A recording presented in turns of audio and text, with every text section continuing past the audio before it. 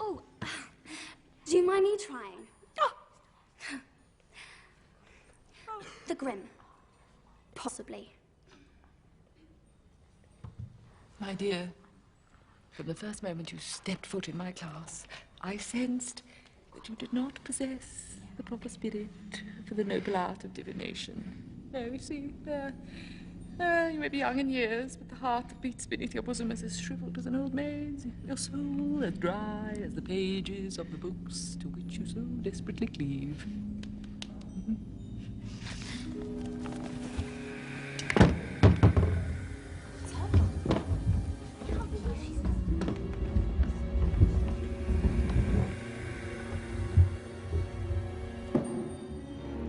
Have I said something?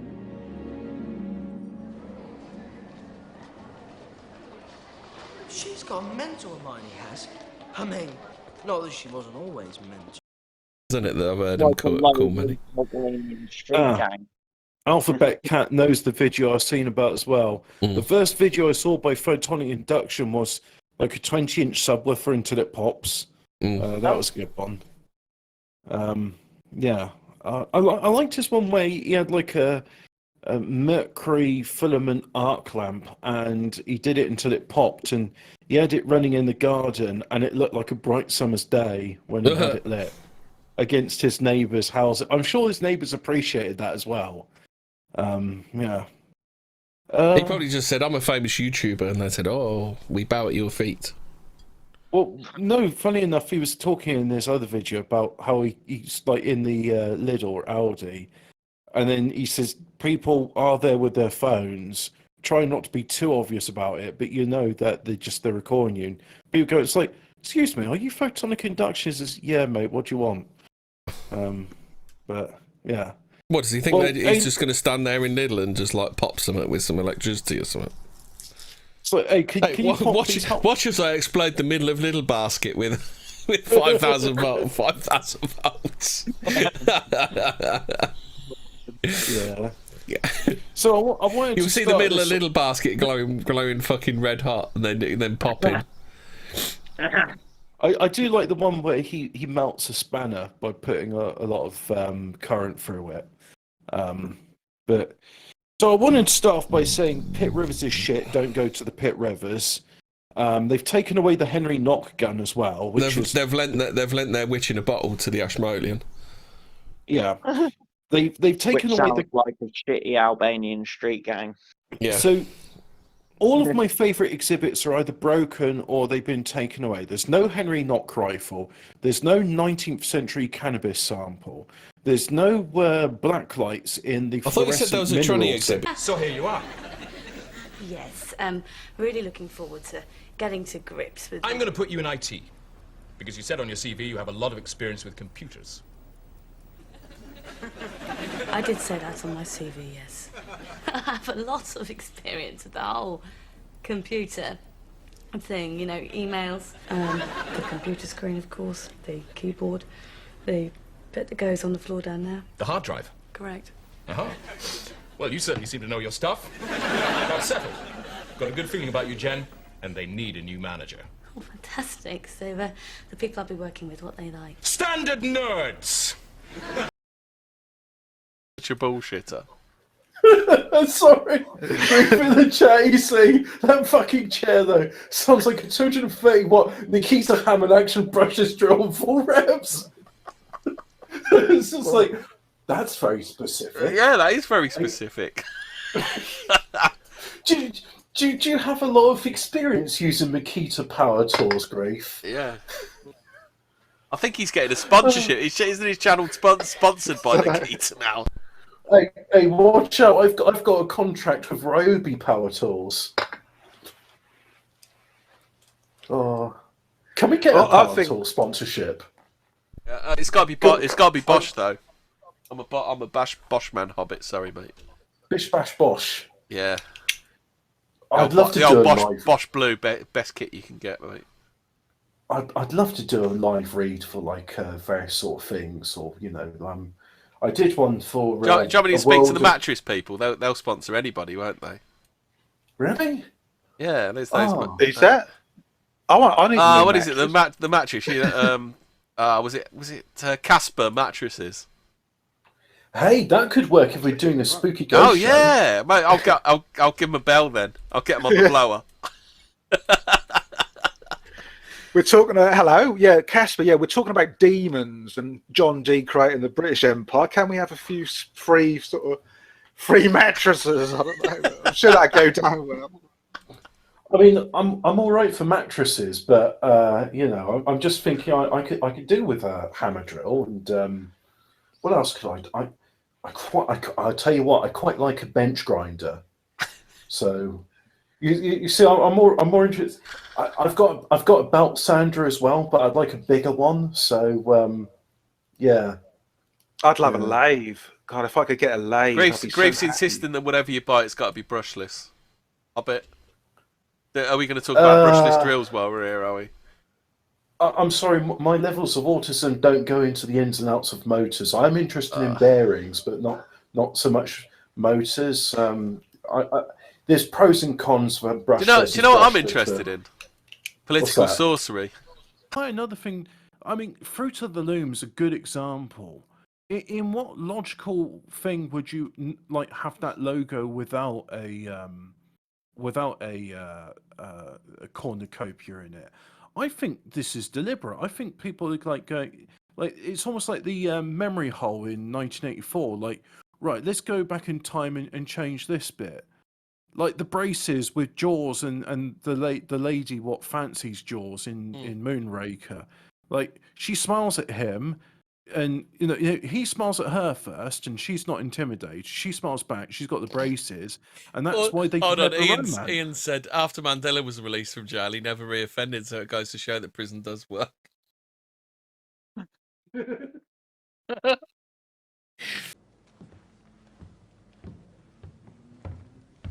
Professor, just so you know, I don't think that map always works. Earlier on, it showed someone in the castle. Someone I know to be dead. Oh, really? And who might that be? Peter Pettigrew. That's not possible. It's just what I saw.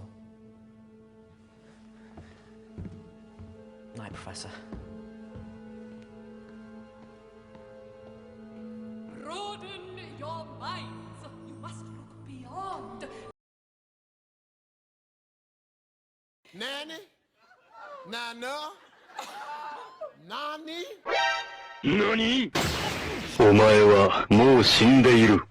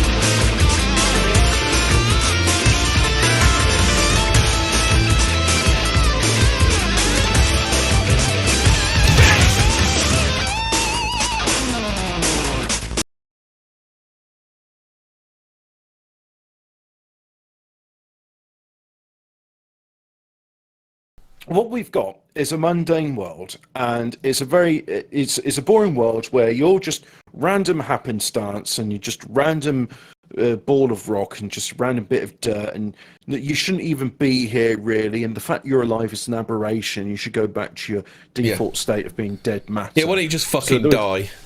You fucking absolute waste of space. There was no such thing as dragons. They're definitely not mythical creatures.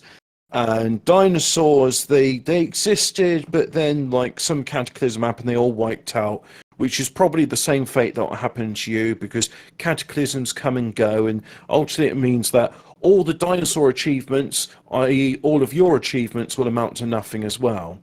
So the thing is, they can't hide, and they don't hide, or maybe they're hiding in plain sight, the evidence of dragons. Keep calling them dinosaurs, they're dragons. Terrible and the same lizards. with the giant. Yeah, and the same with the giant insects as well. They don't hide those things because they just think it's better to say, "Oh yeah, they existed, but then there was this terrible cataclysm, and now they're all gone," and that's it. It's like, oh, so you're telling me the world was a very different place back then with dinosaurs, but when it comes to giants, as in giant skeletons, they all of those are hidden. And about Saint Michael's Mount, and they talk about the French equivalent called Mont Saint Michel, which is very pretty. I've got to visit it sometime. Before the construction of the first monastic establishment in the 8th century, the island was also called the Montetum. According to legend, the Archangel Michael appeared to Saint Aubert, Archbishop of Avranches, in 708 AD, and instructed him to build a church on the rocky islet. You're going to talk about the Giant's Causeway, Hobbit? Yeah, we can talk about that as well. Aubert repeatedly ignored the angel's instruction until Michael burnt a hole in the bishop's skull with his finger. Oh, that's nice. Yeah, Komodo dragons don't have wings, Hobbit. What are you talking about?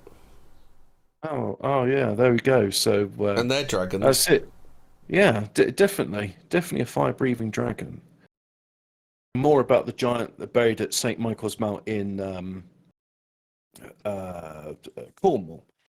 And instead of there's this, I got to read more about this now, but they're showing this ley line that goes all the way from Penzance, crosses Bodmin, goes through Taunton, Glastonbury, Devizes. Have I been to Devizes? I think, yes, I have actually. Goes through Luton, the ancient mystical centre of Luton, and then ends at Great Yarmouth. Yeah, exactly. And so, what is the? This is the St. Michael's ley So, line. what did St. George kill then? Says Marco Coletti Spaghetti. A dragon. Here. Well, they always encourage me to get a hobby.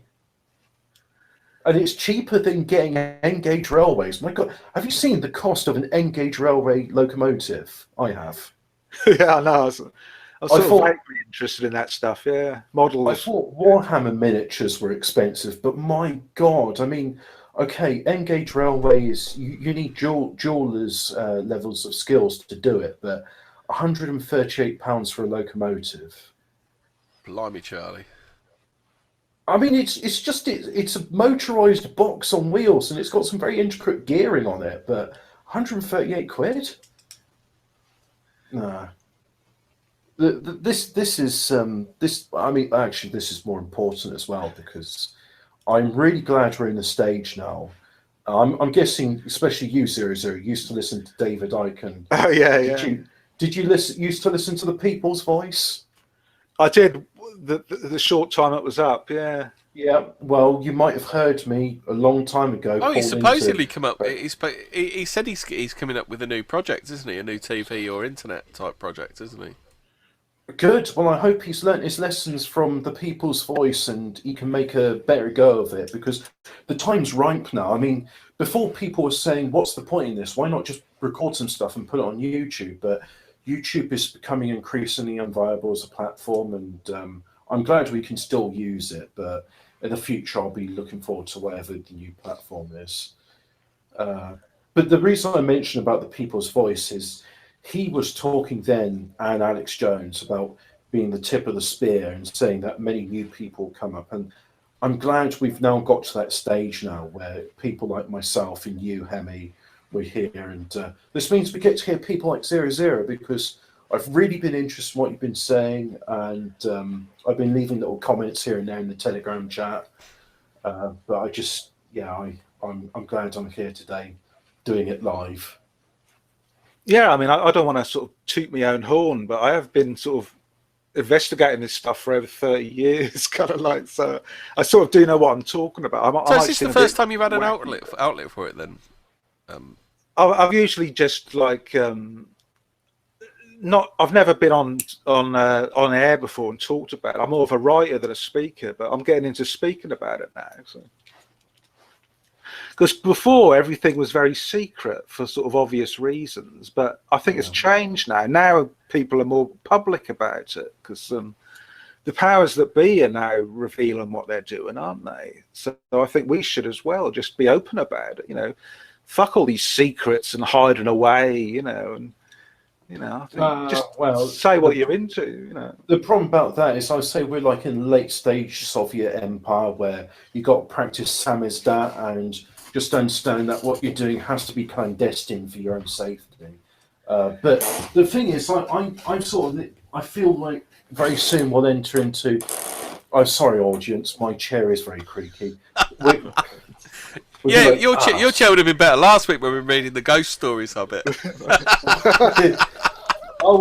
I had difficulty listening to that episode. It was fascinating, but it was hard going, and I really wish I was there, because I was just like, oh god, I wish I could have been saying this stuff. And I want to say, like, about psychic blunts and psychic like people who just stop psychic phenomena going around them, because there are people who are sensitive to psychic phenomena, and I'd say there's probably the opposites. And I'd say there's probably even people that just like they're a void and psychic stuff just can't happen around them because they've got like some sort of like they almost ground the energy out. Yeah, I think that's me. I think I'm one of those people. Well, I think in most senses I'm like a true believer in the paranormal, because I've never had a single experience, or knowingly had a single experience.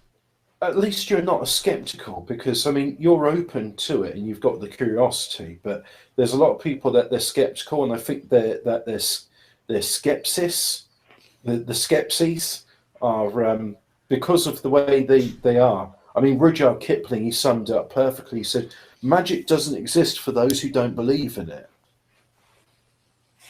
I think that is a very that's very true. Yeah. I was just going to ask, what's your take on that, Zero?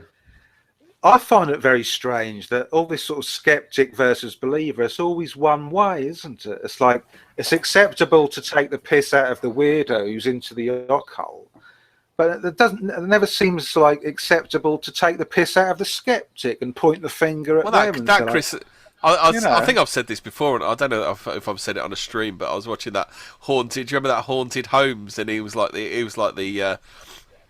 the pet skeptic, and he went into this one bedroom. He sat down and his ass didn't even touch the floor before he'd got up and said he hadn't seen anything. He said, "No, there's nothing going on in here." I mean, why would he get up so quickly if there was nothing going on in there? It's just like he's such a bullshitter.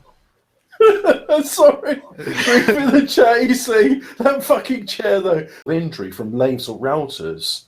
And I can say you don't want to get injured with either of them, and you certainly don't want to leave the chuck key in the drill or a lathe. Yeah, just remember your health and safety, lads. That's all you got to do. Yeah. I mean, that's why I was saying, hey, you got to sort of like make the Russians talk about a type of house spirit, where if you don't keep your house in order, it becomes malevolent. Well, we were talking about that during the fairy episode. Have you ever heard of brownies, Hobbit? Oh, the brownies are a house spirit. Yeah. The reason I mention that is like you want to keep the spirits in your workplace happy, because otherwise, like, you will get workplace injuries.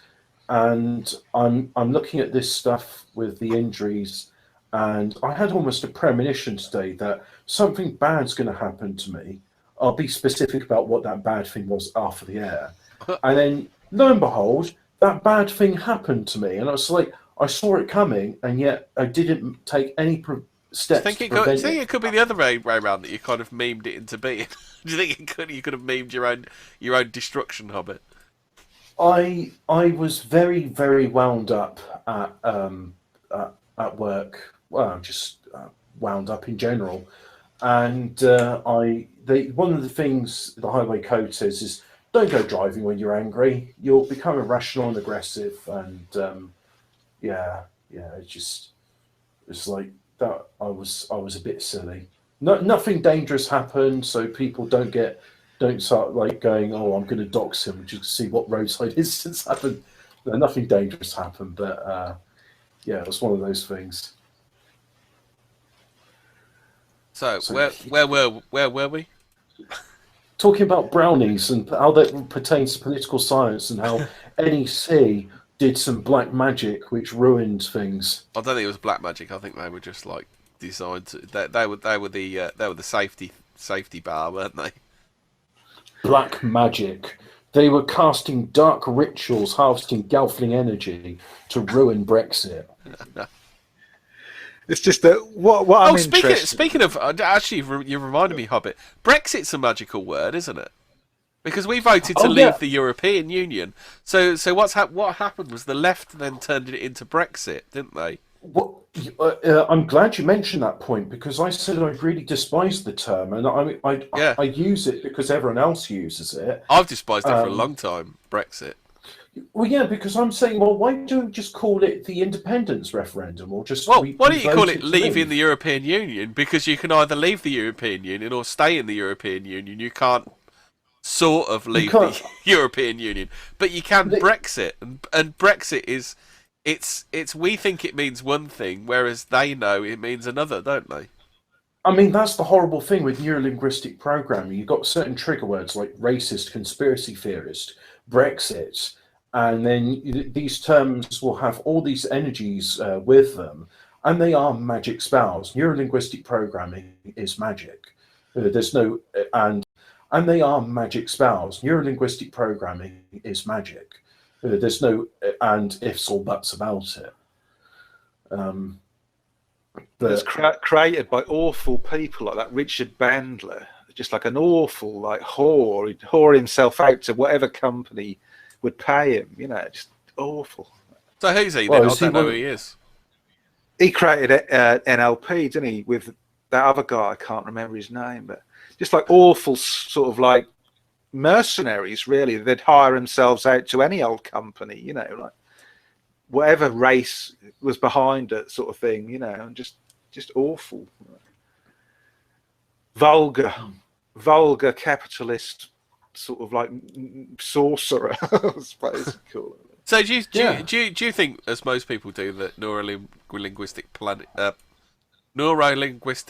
blimey, I can't even say the word. Programming is magic.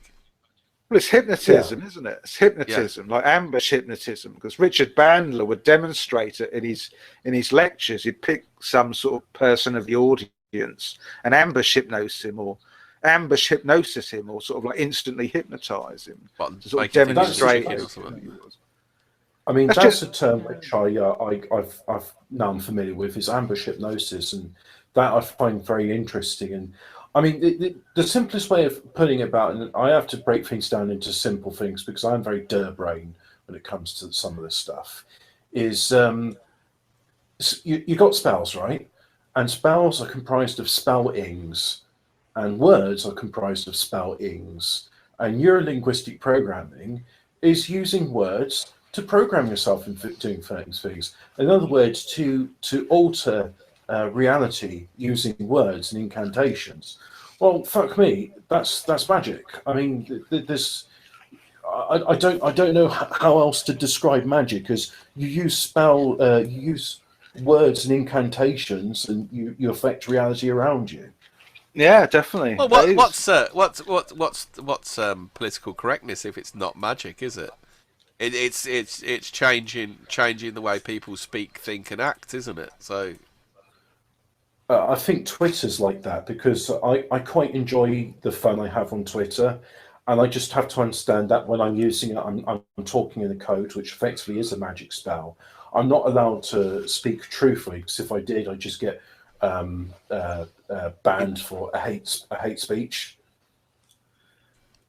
Hate speech. I mean, that's another NLP term, isn't it? Like hate speech. Like it's like, I mean, it doesn't even have a definition in law, does it? It's so nebulous that it doesn't even have a definition in law. That's how crap it is, isn't it? It is yet another loaded term where you just accuse somebody of that. Your intentions behind what you said is hate, and then I mean, it's not the same as we just say it's banter. It's like, it's a bit banter. It's like, oh, the stuff you said to me. Yeah, mate, it's banter. That's, so what? Oh, but that hurts my feelings. All right, jog on. But that's like hate speech is like termed as a sort of like, it's a more evil form of normal speech, isn't it? Whereas using the same words, but it's somehow sort of like more evil, isn't it?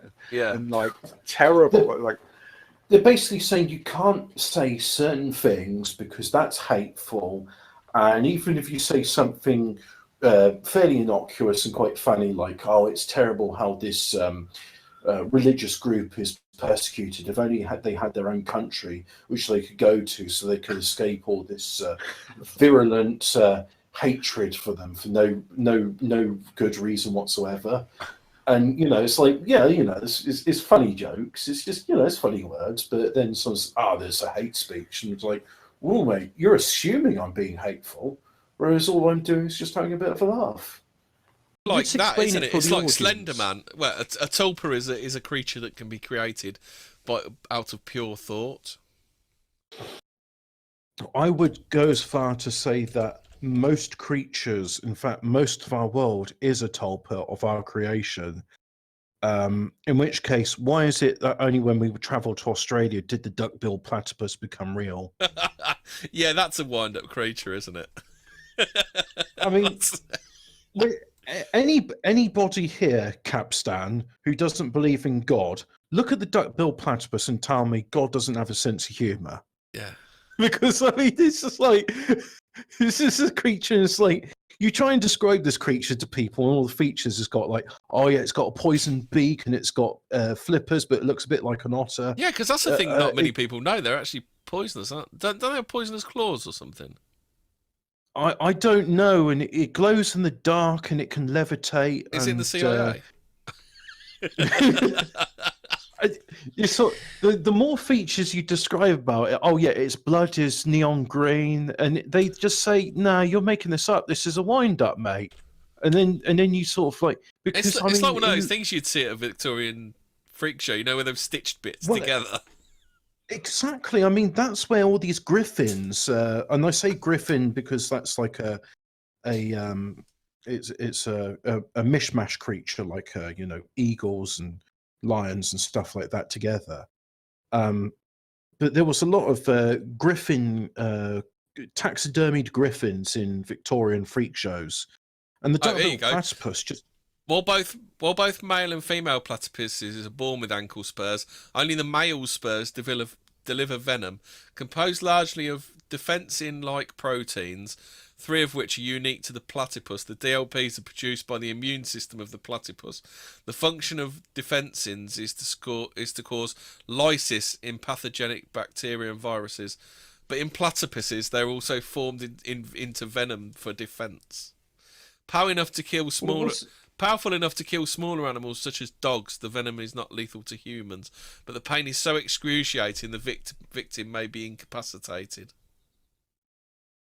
It's just it's an insane creature. I mean, you know how animals have like collective names, like a merger of crows and a business of weasels. Oh, did you know this as well? Did you know they also have electroreception? Like they're the only mammals, apart from at least one species of dolphin, known to have electroreception. Again, when I said it's got neon green blood, it levitates and glows in the dark, I was making it up. Yeah. No, I'm thinking the duck-billed platypus is a tulpa, and you say it's got neon green blood, and now it's got neon green blood. How about this then? In recent studies, it's suggested the eyes of the platypus are more similar to those of the Pacific hagfish or the Northern Hemisphere lampreys than to those of most tetrapods. The eyes also contain double cones, which most mammals do not have. Although the platypus's eyes are small and not used underwater, several features indicate that vision played an important role in its ancestors. So, you know how with genetic modification they can splice gene sequences from animals which could never crossbreed? Like, there's these really aggressive salmon which have got cockroach genes in them, and they've also got like genes from a plant.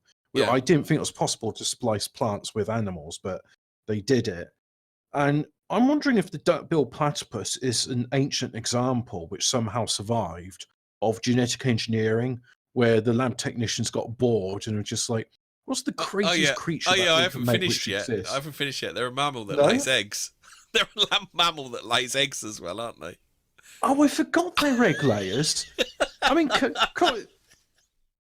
these guys, it's you know what it is. I mean, if someone said, "Oh yeah, 100,000 years ago in Lemuria, they were doing like their version of the CRISPR gene editing," and as a laugh, there was a challenge to like, "What's the most ridiculous and outlandish creature you can make, which is like genetically viable, which won't just like die off in 2 generations?" And the duck-billed platypus is the winner. Oh, dear. I mean, if you describe that to someone and no one had ever seen one, they go fuck off, wouldn't they?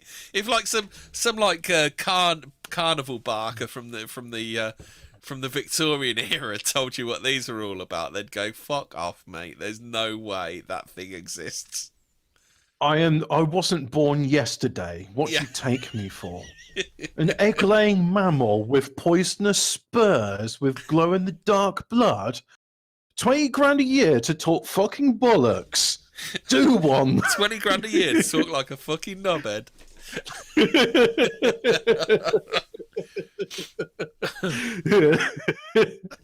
Oh, that man's a legend. Oh, dear. You know what? I mean, not that I'd ever be in the north of England because, let's face it, it's a shithole. But if ever I have the good fortune of encountering that man, I will buy him a pint. Are we ready to do the next story then? A student grows an 8-foot canoe out of mushrooms. Oh yeah, I'm interested in this, and I'll tell you why. There's a guy called. Have you ever heard of Paul Stamets? No. He's an advocate for using. He's a mycologist, and he's an advocate for like alternative construction materials using mycelium. So a recent science experiment has highlighted the unique potential of fungus as a viable construction material. Oh, okay. So this is probably going to say what I was thinking. With concerns over plastic pollution taking center stage in recent years, scientists have been hunting for new types of biodegradable materials that could shape the world in the decades to come. One of the most promising possibilities is fungus, or more specifically mycelium, the dense fibrous roots of the mushrooms, which are typically hidden deep beneath the soil. One advocate of using fungus as a construction material is 20-year-old Katie Ayers, no relation to Pam Ayers, a student and rowing enthusiast from Central Community College in Columbus, Nebraska. To demonstrate the potential of mycelium, Ayers teamed up with mushroom company owner Ash Gordon to grow an entire canoe out of mushrooms by first building a wooden structure and then allowing the fungus to grow around it, forming the structure of the outer hull. In addition to being biodegradable, fungus is waterproof and buoyant, which is perfect for building a boat, like wood is. The unorthodox vessel, which measures 8 foot long, took a mere 2 weeks to grow. Well, no, it took longer because you're making this up. I would be more like if she said I made out of cardboard and then the mycelium shell was like glass fiber, I'd have been more interested in that. But anyway, she says it's not just a piece of art. This is a functioning boat that works, said Gordon. Oh, sorry. Is Ash a man or a woman? Let's pretend Ash Gordon is man. Short for Ashley, it still could be short for a woman, isn't it? Because it's like the Yanks. Yeah. A female name, don't they? Well, Katie Ayers, I'm assuming, is a woman, but Ash Gordon, being as he's the one that's doing the science, is a man. So it ain't just a piece of art. This is a functioning boat that works. It really helps bridge the gap between people who didn't have an interest in mycology. Maybe they don't like to eat mushrooms and really haven't found about other potential uses for them. The boat gave them something to look at and think about. Oh, and it's got a tweet here. Graham Hancock's been promoting it. He's you've heard of Graham Hancock. And so Graham Hancock says, no? He did, I think he did like a book like Drugs What I've Done, LOL. But he's giving it like proper. He's given it like LOL. Available in all good bookshops. He's given it. Speaking of Pam Ayres, I've actually found a Pam Ayres poem about the current situation. Did you want to read it out, Hobbit, after this? Is she still alive? Oh, she's making poems, so I don't know. Yeah. Either she's still alive or someone's doing it. I'll let you read that. Or she's doing them from beyond the grave. Yeah. They're doing a seance of Pam Ayres. Well, yeah, I'll definitely read that. But Graham Hancock, I think he did Spirit of the Gods or Drink of the Gods. He was talking about entheogens, as they call psychedelics. So he says, Ayres has taken the canoe out for 3 test floats, including one in which 2 people comfortably sat inside. The boat is still alive, which means it fruits. It grows mushrooms. Each time they take it out for a paddle. So yeah, that was the quote by Graham Hancock. That's strange. So how did they do it then? So they used the wood as a substrate for the mycelium to grow on, and Graham Hancock says, well, when it gets wet in water, it will grow mushrooms. It's a living vessel. Ooh, yeah, you see, that's the thing. I haven't seen Ray Mears make one of them. No, he's missed the trick there, hasn't he? Yes, but if we want to get into this, I don't mind spending an extra 5 minutes to talk about Paul Stamets, because he's the true advocate of using mushrooms or mycelium. So Paul Stamets. Is he one of those that says the Bible was about magic mushrooms? That was Graham Hancock. Oh, was it? Yeah, what's his name? Joe Rogan peddles that one, doesn't he? So I'm looking at Paul Stamets' website here, and it's called Fungi Perfecti. I used to see him on the Shroomery forum, which is all about mushrooms and growing them, and he did a lot of sense there. So what was he said about his website? The unofficial name for the subdivision hosting what we call mushrooms. Mushrooms are fleshy fungi that reproduce through sexual matings of germinated spores. Fungi Perfecti Limited Liability Company is a family-owned business dedicated to promoting the cultivation of high-quality gourmet and medicinal mushrooms. In business since 1980, we have instrumental in developing new technologies and markets for gourmet mushrooms throughout the world. Well, he was also talking about using them for construction material, but I'm guessing. Paul Stamets is a mycologist, medical researcher, and entrepreneur. He's considered the intellectual and industry leader in fungi, habitat, medicinal use, and production. Paul is the author of 6 books, including Mycelium Running, How Mushrooms Can Outsave the World, Growing Gourmet and Medicinal Mushrooms, and Psilocybin Mushrooms of the World.